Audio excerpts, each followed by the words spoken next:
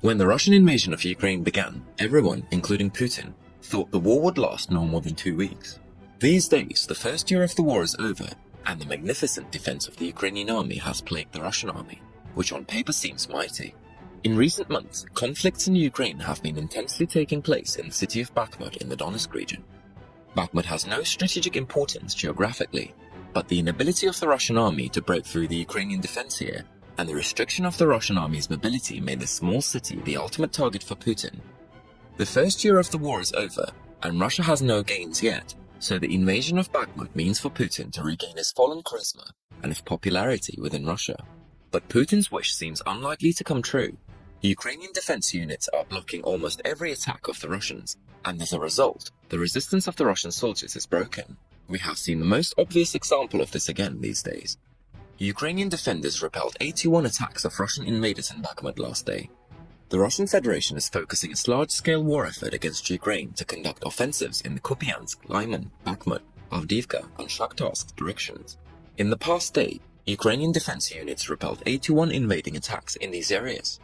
The Russian army is trying to destroy Ukraine's critical infrastructure, attacks on the homes of civilians and civilian objects. The Russian army is constantly conducting aerial reconnaissance to adjust its attacks.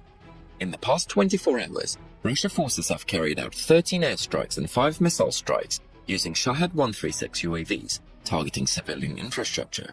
All of the drones were shot down by Ukrainian air defense units. In addition, the Russian army carried out more than 50 attacks on civilian infrastructure, especially in Donetsk, using multiple launch rocket systems. Civilians are reported killed and injured, civilian homes destroyed, and civilian infrastructure damaged. Again in the last 24 hours, the Ukrainian Army Air Force has carried out 4 attacks on the areas where the personnel and military equipment of the invaders are concentrated. At the same time, our defenders destroyed a Russian Su-25 attack aircraft. Ukraine's General Staff said that in the last 24 hours, Ukrainian rocket forces and artillery had hit an ammunition depot and the Russian satellite communications jamming station. The war effort of the Ukrainians is increasing day by day. In this context, Russia's war efforts are no different from the army of any third world country. Russia is so focused on Bakhmut that its losses on other fronts directly affect its efforts in Bakhmut. Unsuccessful attempts to attack lead to depletion of ammunition stocks, lower the motivation of soldiers, and psychological disturbances. This fall of the Russian army has created a magnificent opportunity for Ukraine. Currently, 10,000 Russian soldiers in Bakhmut are besieged by around 20,000 Ukrainian ones, and the circle is narrowing day by day due to the lack of motivation on the Russian end.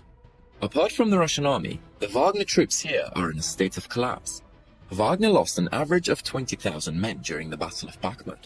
This means that 1/3 of the Wagner militants deployed in Ukraine were destroyed. So why does Russia insist on Bakhmut?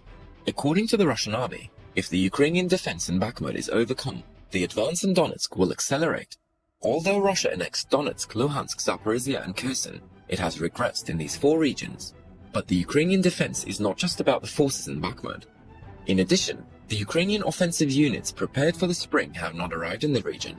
It is also obvious that there will be no place called Bakhmut for Russia when the Ukrainian assault troops arrive there. We can see this from the last aid packages of Western states to Ukraine, and from the sending of Ukrainian soldiers trained by developed states such as the UK and the USA to the region.